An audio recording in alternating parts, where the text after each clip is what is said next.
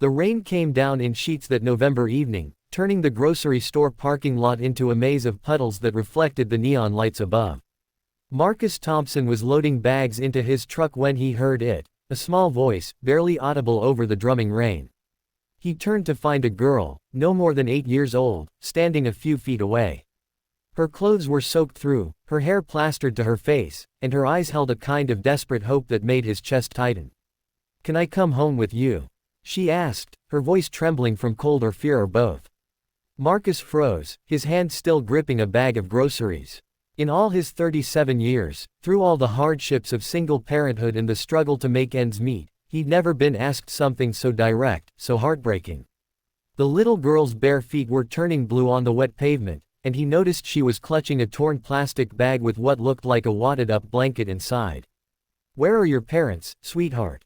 he asked gently, crouching down to her level despite the rain soaking through his jeans. "Don't have any," she whispered. "Not anymore." Marcus's daughter, Emma, stuck her head out of the truck window. At 10 years old, she'd inherited her father's compassionate heart. "Dad, she's freezing." He didn't hesitate. "Get in the truck, honey.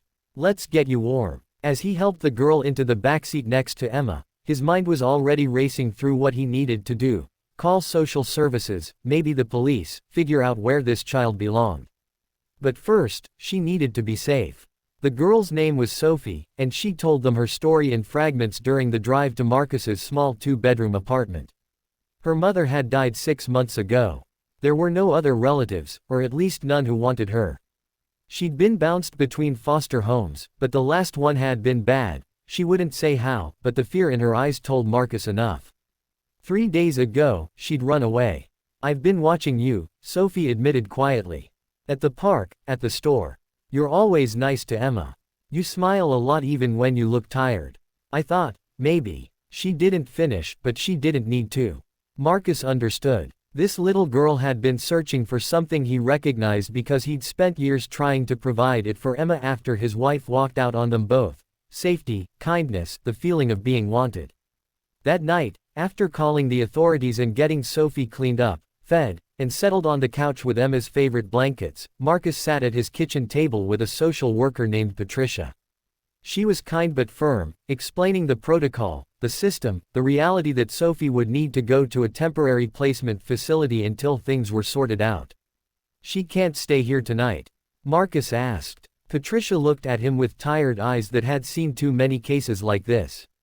"Mr. Thompson, I understand your concern, but you're not a licensed foster parent. There are procedures. It's 9 o'clock at night. She's terrified. She's finally warm and safe." Marcus's voice cracked slightly. "Please. Just tonight. I'll bring her wherever you need tomorrow, I promise. But don't make her go back out in the cold tonight." Something in his plea must have reached her because Patricia's expression softened. "Tomorrow morning, 9 a.m. I'll text you the address." She paused at the door. "You're a good man, Mr. Thompson. We need more people like you." After she left, Marcus found Emma and Sophie in the living room, Emma's arms wrapped protectively around the younger girl. They'd fallen asleep watching a movie, Sophie's small hand clutching Emma's like a lifeline. That night, Marcus couldn't sleep. He thought about Sophie, about Emma, about all the children in the world who just needed someone to see them, to choose them. He thought about his own struggles, the overdue bills, the overtime shifts at the warehouse, the constant balancing act of being a single parent. He thought about how his apartment barely fit 2 people comfortably, let alone 3. And then he thought about Sophie's question, "Can I come home with you?" By morning, Marcus had made a decision that would change all their lives. When Patricia arrived at 9, she found Marcus sitting at the kitchen table with a stack of papers he'd printed from the internet during the night. Sophie and Emma were in the next room, Emma reading to Sophie from her favorite book. "I want to apply to be a foster parent," Marcus said without preamble. "I know it's not simple. I know there's training, background checks, home inspections. I know my apartment is small and I'm not wealthy. But I have love to give. I have stability. And Sophie needs a home." Patricia studied him for a long moment. "Mr. Thompson, the process can take months. And even then, there's no guarantee Sophie would be placed with you specifically. I understand. But I have to try." Last night, When she asked if she could come home with me, I told her yes. I want to make good on that promise. What happened next wasn't like the movies. There was no instant happy ending, no magical resolution. Sophie did have to go to a temporary placement facility that morning. Marcus held her as she cried, promising her that he was going to fight to bring her home. Emma cried too, making Sophie promise to remember them. I'm not giving up on you, Marcus told Sophie as Patricia gently led her to the car. I'm going to do everything I can. This isn't goodbye. Sophie's tear-stained face looked back at him through the car window, and for a moment, Marcus feared he'd made a promise he couldn't keep. But Marcus Thompson had never been one to break his word. Over the next 4 months, he attended every required training session, working double shifts to save money for a bigger apartment. He passed background checks, opened his life to scrutiny from social workers, and never stopped fighting for Sophie. Emma helped, writing letters to Sophie and to the case workers about how much they wanted her to be part of their family. The community rallied too. When word spread about Marcus's efforts, neighbors helped him move to a 3-bedroom apartment, donating furniture and supplies for Sophie's room. On a March afternoon, 4 months after that rainy night in the parking lot, Marcus stood in a family court with Emma by his side. Sophie sat nearby with Patricia, her eyes fixed hopefully on Marcus.